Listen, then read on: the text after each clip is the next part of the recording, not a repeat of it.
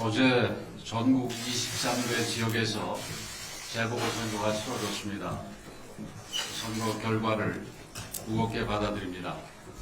국민의 목소리에 더욱 세심하게 귀를 기울이고 더욱 가열차게 변화하고 혁신하면서 국민의 마음을 얻을 때까지 모든 노력을 멈추지 않겠다는 말씀을 드립니다.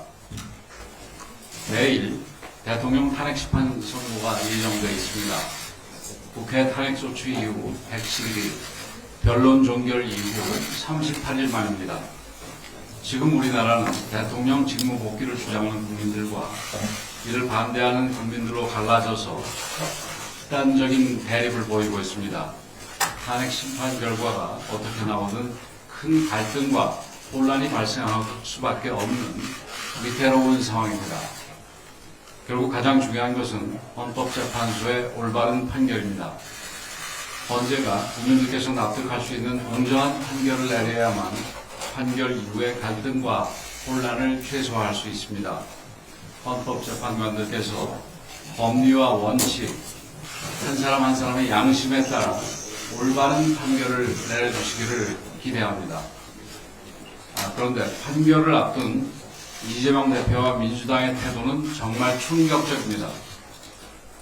이재명 대표는 승복 여부를 묻는 질문에 승복은 윤석열이 하는 것이라며 사실상 불복을 선언했고, 민주당 의원들의 불복 선언이 줄줄이 이어졌습니다. 자신들이 원하는 결과가 나오지 않을 것 같자 이에 대비한 빌드업인지 마지막까지 헌재를 압박하기 위한 대국민 겁박인지는 알 수 없으나 어느 쪽이든 책임있는 정치 지도자의 태도라고 할 수 없습니다. 이재명 대표가 바라는 것이 충돌과 유혈 사태인지 묻지 않을 수 없습니다. 애당초 오늘의 사태를 불러온 데는 민주당 책임이 가장 큽니다. 민주당은 윤석열 대통령 취임 이후 30번의 공직자 줄타랙, 무자비한 핵심 예산 삭감, 이재명 방탄 법안과 사회갈등 법안 일방 통과 등 정부의 기능을 마비시키는 의회 독재를 멈추지 않았습니다. 지금 대한민국은 그 어느 때보다 심각한 위기 상황입니다. 외교, 안보, 경제, 민생 모든 분야에서 경고등이 켜졌습니다. 어제 미 트럼프 행정부는 우리 제품에 대해 일본이나 EU보다 높은 25%의 관세율을 부과한다고 발표했습니다. 수출 중심의 우리 경제에 큰 타격이 예상되는 상황입니다. 이대로는 우리의 미래를 장담하기 어려운 상황에 처해 있습니다. 이 위기를 극복하고 다시 도약의 길로 나아가려면 가장 먼저 정치부터 달라져야 합니다.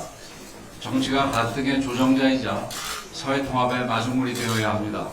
아무리 의견이 달라도 대화와 타협을 통해 문제를 해결해 나가야 합니다.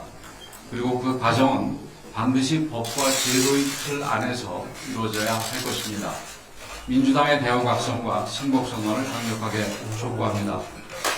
국민 여러분들께도 간곡하게 호소드립니다. 설령 받아들이기 힘든 판결이 나온다 해도 법과 제도의 틀 안에서 그리고 대화와 타협이라는 정치의 본질을 지키며 대안을 모색하고 저충안을 만들어 나가야 합니다. 그런데도 갈등을 부추기고 혼란을 키우는 정치 세력이 있다면 국민 여러분들께서 과감하게 퇴출시켜 주시기 바랍니다. 또한 어떤 경우에도 국민의 생명과 안전보다 더 중요한 것은 없습니다. 선거 당일 그 어떤 불상사도 있어서는 안 됩니다.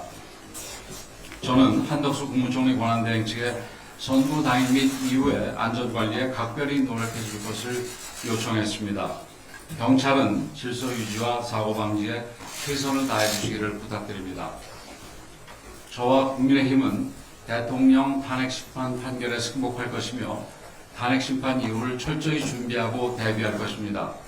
탄핵 판결이 국가의 복합 위기로 전환되지 않도록 안정적으로 국정 상황을 관리하겠습니다. 그것이 대한민국의 공당으로서 책임을 다하는 최선의 길이라고 믿습니다. 그리고 이번 비상계엄과 대통령 탄핵 사태를 통해서 시대에 맞지 않는 87 체제의 모순이 적나라하게 드러났습니다. 흔히 제왕적 대통령제라고 생각해왔던 우리 헌법이 실제로는 의회 독재를 견제할 최소한의 수단조차 사실상 전무한 제왕적 의회 헌법이라는 사실도 밝혀졌습니다. 내일 헌재 심판 결과 대통령 직무 복귀로 결정된다면 우리 당도 서둘러 적극적으로 개헌을 추진하겠습니다. 대통령께서도 임기에 연연하지 않겠다고 약속한 만큼 국민의 뜻을 모아 시대 정신에 맞는 헌법을 만드는 데 최선을 다하겠습니다.